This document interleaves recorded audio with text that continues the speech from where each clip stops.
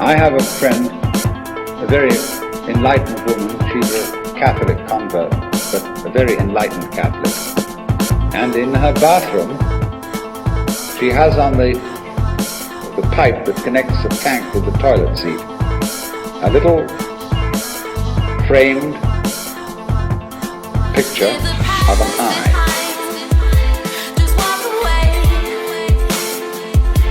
And underneath in Gothic letters is written, "Thou God seest me."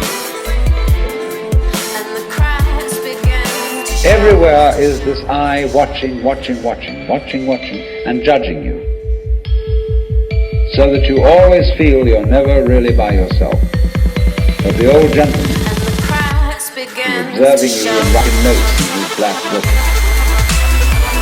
And this became too much for the West. It became oppressive. They had to get rid of it. And so instead, we got another myth. The myth of the purely mechanical universe.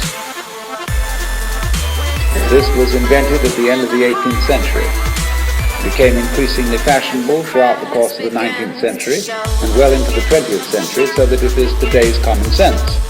Very few people today really believe in God in the old sense. They say they do, but they really hope there is a God.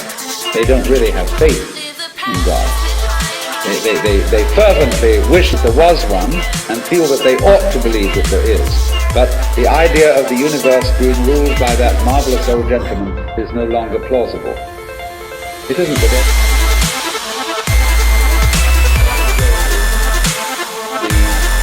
vast infinitude of galaxies and the immense light year distances between them and so on. So instead, it has become fashionable, and it is nothing more than a fashion, to believe that the universe is dumb, stupid, that intelligence, values, love, and fine feelings reside only within the bag of the human epidermis, and that outside that, the thing is simply a kind of a chaotic, stupid interaction of blind forces. Blind, ruthless, uncomprehending lust. That's the foundation of the human unconscious.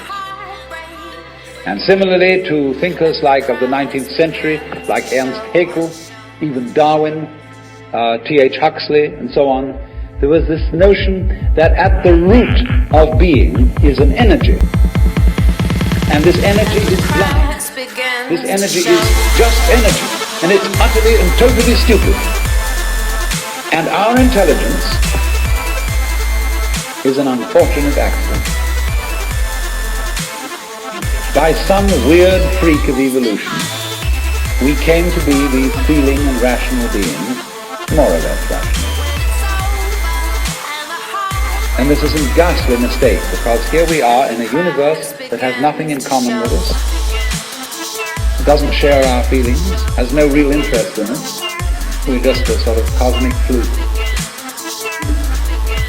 And therefore, the only hope for mankind is to beat this irrational universe into submission and conquer it. Must. Now all this, if you would think that the idea of the universe as being the creation of a benevolent old gentleman, although he's not so benevolent, he takes a sort of, this hurts me more than it's going to hurt you sort of attitude, I think. You can have that on the one hand, and if that becomes uncomfortable, you can exchange it for its opposite. The idea that the ultimate reality doesn't have any intelligence at all. At least that gets rid of the old bogey in the sky, in exchange for a picture of the world that is completely stupid.